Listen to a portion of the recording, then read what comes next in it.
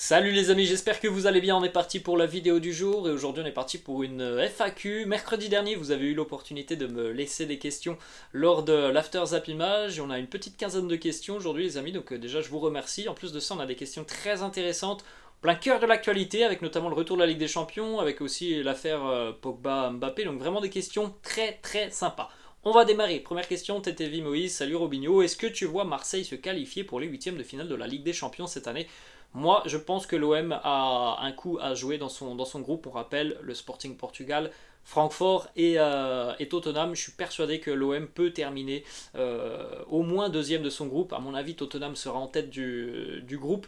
Mais par rapport à ce que nous propose l'OM depuis le début de saison, c'est très cohérent offensivement et défensivement. Par rapport au mercato de l'OM qui s'est renforcé sur de nombreux postes, on a parfois des postes qui sont doublés, voire triplés du côté de l'OM. Donc il y a une certaine profondeur de banc pour pouvoir jouer tous les 3 jours. C'est très important. Donc moi je suis persuadé que l'OM a sa carte à jouer. Les éditions précédentes de la Ligue des Champions ont souvent été décevantes pour l'OM, pour ne pas dire honteuses parfois. Donc franchement par rapport au groupe, par rapport aux qualités de l'OM, je pense qu'il y a un coup à jouer. Le Sporting a perdu des joueurs de qualité cet été. L'Eintracht Francfort est une équipe qui en général met du temps à se lancer dans sa saison. C'était déjà le cas l'année passée. La première partie de saison avait été assez moyenne et puis sur la seconde partie de saison c'était plutôt très intéressant avec le titre en Europa League. Je suis persuadé qu'il y a un coup à jouer pour l'OM cette saison en Ligue des Champions. On continue les amis avec une autre question de TTV. Penses-tu qu'Arsenal est l'un des favoris pour le titre de champion d'Angleterre cette saison? Non, pour moi le favori c'est Manchester City, c'est une équipe qui est injouable, cette équipe de City, avec l'arrivée en plus d'Haaland, c'est monstrueux, ils empilent les buts, les Citizens en ce début d'année, donc pour moi City sera champion. En ce qui concerne Arsenal, les amis, je suis persuadé que les Gunners vont retrouver la Ligue des Champions cette saison. C'est une équipe, dès que j'ai l'opportunité de voir les Gunners se jouer, il n'y a pas de souci, j'allume la télé parce que je sais que je vais m'éclater. C'est une équipe très offensive qui imprègne en général un gros tempo, un gros rythme dans ses matchs, notamment en début de rencontre. Depuis un an maintenant, Mikel Arteta a trouvé la bonne formule. Il y a des joueurs de qualité, il y a de la jeunesse, il y a de l'envie d'aller de l'avant. Il y a l'arrivée de Gabriel Jesus. Il y a beaucoup de facteurs qui me font penser qu'Arsenal va retourner en Ligue des Champions à l'issue de la saison. Et c'est une équipe spectaculaire, cette équipe des Gunners. Vraiment, c'est un régal de voir jouer Arsenal et le début de saison est plus que parfait pour les Gunners. On continue avec une question de Falou Galas. Est-ce qu'Edin Dzeko, qui est actuellement le 3e choix d'Inzaghi derrière Lukaku et Lautaro, n'aurait-il pas été un bon remplaçant de Benzema? Oui, évidemment, Edin Dzeko aurait été un bon remplaçant de Benzema, mais je pense que Edin Dzeko jouera plus du côté de l'Inter que du côté du Real Madrid. Là, on le voit avec l'Inter depuis le début d'année, il a joué face à la Cremonese la semaine dernière, il avait joué. Il a joué aussi 20-25 minutes sur les 2 premières journées de Serie A à chaque fois. Au Real Madrid, être le remplaçant de Benzema, ça veut dire jouer le match qui n'a aucun intérêt en Coupe du Roi, le match face au 20e de Liga pour faire souffler Karim Benzema, et c'est aussi être remplaçant et rester sur le banc une grande partie du match parce que Karim en général il ne sort pas, Karim est très rarement remplacé, donc oui ça aurait été évidemment un choix intelligent. Mais voilà, pour Edin Dzeko, je pense que le mieux pour lui, c'est de continuer du côté de l'Inter. Et en plus de ça, les amis, on parle pas de n'importe qui. Dzeko, c'est tout de même un attaquant performant, c'est tout de même un attaquant très expérimenté. C'est un nom, Edin Dzeko. Je suis pas sûr qu'il aurait accepté d'être le numéro 2 derrière Karim Benzema. Ensuite, les amis, on enchaîne avec une question de Mohamed Junior. C'est une question qui revient très régulièrement dans les FAQ, que ce soit sur la chaîne Robinho ou la chaîne Robinho Real Madrid. Quel joueur va terminer meilleur buteur de Liga? Karim Benzema ou Robert Lewandowski? Alors pour moi les amis, je vais m'expliquer, je vais donner mon point de vue, je pense que ce sera Robert Lewandowski qui terminera meilleur buteur de Liga parce que ce sont 2 profils différents, le profil de Benzema et de Lewandowski. D'ailleurs on en a parlé la semaine dernière sur la chaîne Robinho Real Madrid avec des stats comparatives. Au-delà des stats comparatifs du début d'année, si vous connaissez un petit peu le profil de Benzema et le profil de Lewandowski, vous savez très bien que ce ne sont pas forcément les 2 mêmes attaquants. Ce sont des numéros 9, mais ils ne jouent pas de la même manière. Karim, il participe beaucoup au jeu de son équipe, chose que Robert fait quand même un petit peu moins. On va pas se mentir, les amis, Robert, il est tout de même plutôt dans la surface de réparation pour finaliser les occasions. Et c'est un très bon attaquant, Robert Lewandowski, hein, dans ce domaine. Il sait finaliser, il sait concrétiser. Par rapport en plus de ça, au style de jeu du Barça, avec les ailiers du Barça, l'énorme possession du club Blaugrana, avoir Lewandowski en pointe, je pense que c'est une assurance pour les Catalans cette saison d'avoir au moins 25 buts pour Lewandowski, et je pense qu'il est capable de faire plus. Pour Karim, les amis, on sait qu'il va marquer, Karim, on sait aussi qu'il va délivrer des passes décisives. Donc si vraiment on veut parler du duel pur numéro 9 et nombre de buts, je pense que Lewandowski sera devant. Après les amis, si on veut parler de l'aspect global du numéro 9, Karim est meilleur que Lewandowski. Karim, il marque, il délivre des passes décisives, il aide son équipe, il va chercher des ballons plus bas. Ce sont des choses que Robert Lewandowski ne fera pas parce que Robert va beaucoup plus être dans la surface de réparation. Donc voilà mon point de vue. Je pense que Lewandowski terminera meilleur buteur que Karim Benzema. Par exemple, si vous me posez une autre question, qui terminera meilleur passeur, bah là, il n'y a pas photo, les amis, ce sera Karim qui terminera meilleur passeur devant Robert Lewandowski. On enchaîne, les amis, avec une question de Franco91. Salut Robinho, moi je pense qu'Edinson Cavani va nous surprendre en Liga en étant dans le top 3 des meilleurs buteurs du championnat et peut-être même avec 25 buts du côté de Valence. Est-ce que tu es du même avis ? Non, pas forcément. Je pense qu'Edinson Cavani va marquer du côté de Valence. Après, le FC Valence, c'est plus l'équipe que c'était il y a encore quelques années. Alors oui, il y a eu quelques renforts intéressants, mais c'est une équipe moi, qui me semble un petit peu moyenne de ce championnat, on va dire moyen plus, et je pense que voilà, pour Valence, c'est pas non plus l'équipe qui a le style de jeu le plus offensif du monde, donc je suis pas sûr qu'Edinson Cavani va aller taper du 25 buts cette saison en Liga. Je pense que voilà, une dizaine ou une quinzaine de buts pour Cavani, ça peut être un objectif. 25, ça me semble un peu compliqué. On continue, les amis, question de Sombrero. Salut Robin, qui vois-tu meilleur buteur dans les 5 grands championnats à la fin de la saison? Alors si tu me demandes un nom par rapport aux 5 grands championnats, quel sera le meilleur buteur des 5 grands championnats? Je pense que ça sera Haaland qui terminera meilleur buteur pour moi en PL, et je pense qu'il terminera meilleur buteur des 5 grands championnats. Erling Haaland. Après, voilà, suivant les autres championnats, on a toujours les mêmes noms, hein. Benzema, Lewandowski en Espagne. En Allemagne, on a évidemment les attaquants du Bayern qui vont un petit peu se partager la part du gâteau. Certainement aussi peut-être Patrick Schick du côté de Leverkusen.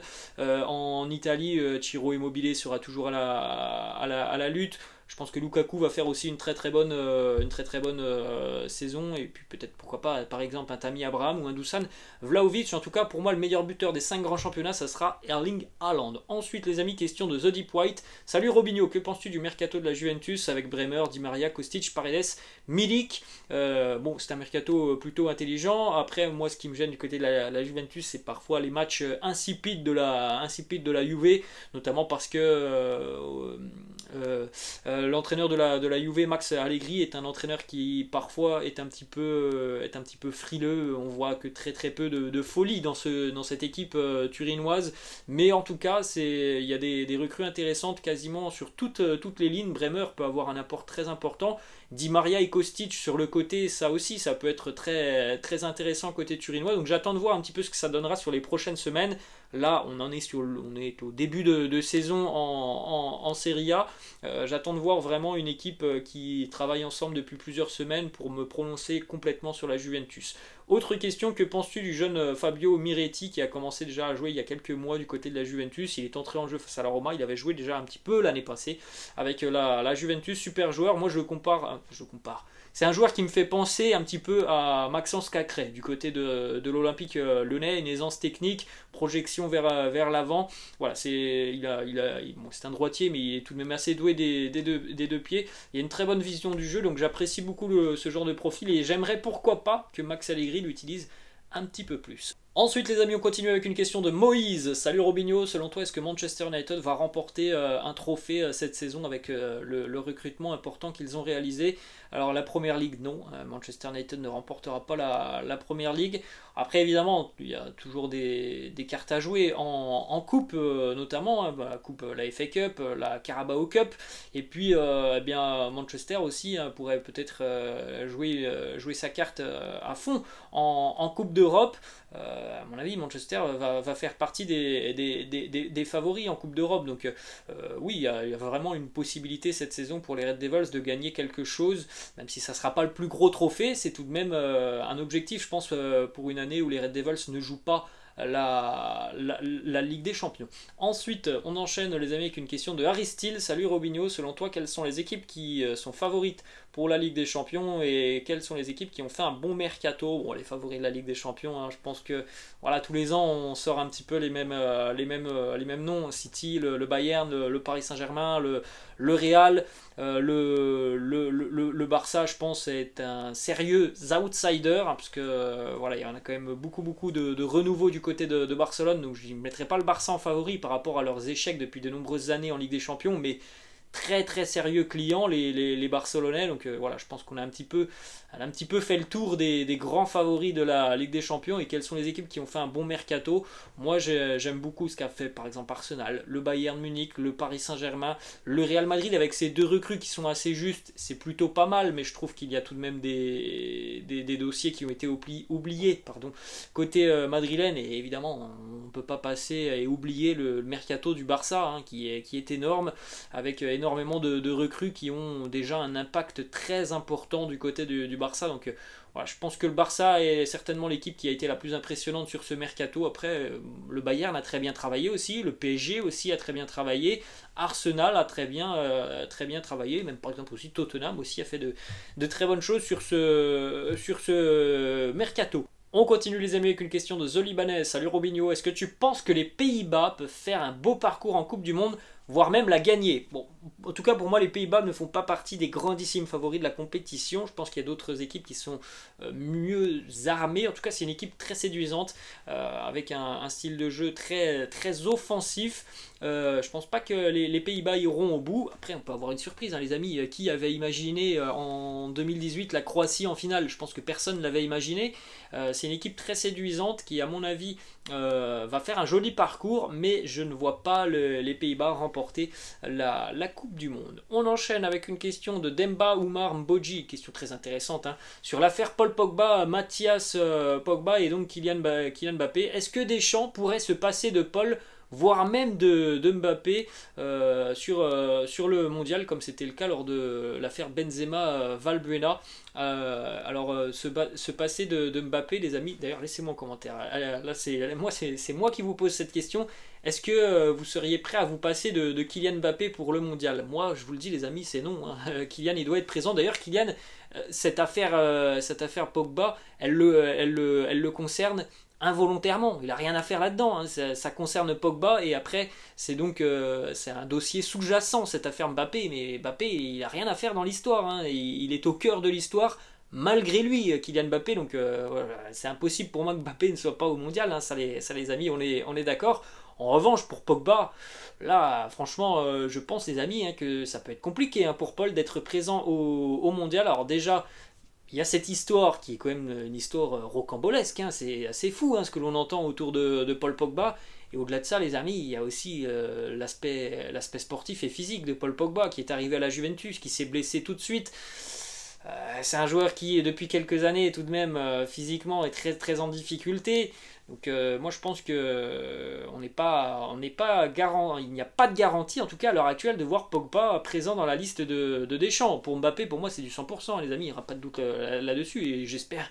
Je ne vois pas l'équipe de France se passer de Kylian Mbappé, c'est impensable pour moi. Il n'y en a pas 50 des Mbappé dans le monde, il y en a encore moins en équipe de France, donc on ne peut pas se passer de Mbappé, je pense. Paul est un joueur qui pour moi est remplaçable hein, du côté de l'équipe de France, et par rapport à son état physique, je ne suis pas sûr que Pogba sera présent lors de la liste de Didier Deschamps. On va continuer les amis avec les deux dernières questions de cette FAQ. Premièrement, c'est la question de Mouktar. Salut Robinho, à ton avis, est-ce que Paris a l'équipe pour remporter la Ligue des Champions? Parce que lorsqu'ils n'ont pas le ballon, ils sont 3 de moins. Messi, Neymar et Mbappé ne font pas assez d'efforts défensifs. Et ça ne passe pas en Ligue des Champions.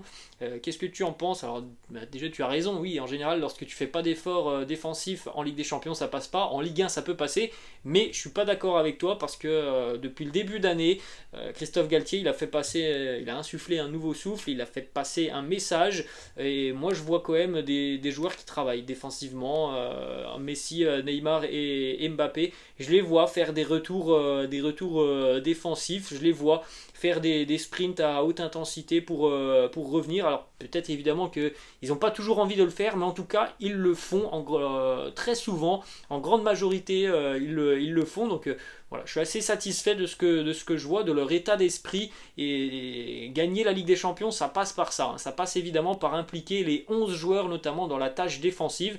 C'est pas facile de demander à Messi, Neymar et Mbappé de venir défendre. Je trouve que depuis le début d'année, on ne peut pas critiquer les 3 stars du PSG sur ce point-là, parce que moi franchement je les vois revenir, travailler défensivement. Je vois aussi sur le banc Christophe Galtier les rappeler, si parfois ils ont peut-être oublié volontairement évidemment de revenir. Je vois Christophe Galtier leur dire allez, il faut revenir aussi. Donc voilà, moi je trouve que c'est plutôt sérieux ce que font les 3 attaquants du PSG. Ensuite les amis, une question de Enzo pour terminer. En quelle position vois-tu finir Manchester United en fin de saison? Alors en ce qui concerne la Première Ligue, pour moi City sera champion. J'ai dit qu'Arsenal allait se qualifier en Ligue des Champions. Je pense qu'il en sera de même pour Tottenham. Donc je pense qu'il y aura une lutte entre Chelsea et Manchester United pour la dernière place qualificative en Ligue des Champions. Parce que pour moi Arsenal et Tottenham termineront 2e et 3e de ce championnat. J'ai vraiment beaucoup de doutes par rapport à Chelsea. Le début de saison, en plus de ça, est très très moyen. Les recrues ont du mal à... Enfin, en tout cas, les recrues, pour le moment, ça prend pas forcément. Bon, c'est un peu normal, hein. Il y a eu beaucoup de changements dans cette équipe de Chelsea. Donc, je pense que Chelsea pourrait être éjecté du top 4 de l'APL. Et pourquoi pas Manchester terminer 4e de Première Ligue cette saison. Voilà les amis, la fin de cette FAQ. J'espère que ça vous a plu. N'hésitez pas, comme d'habitude, de lâcher un petit pouce bleu. N'hésitez pas non plus à vous abonner à la chaîne. Je vous laisse. Je vous dis à la prochaine. Ciao!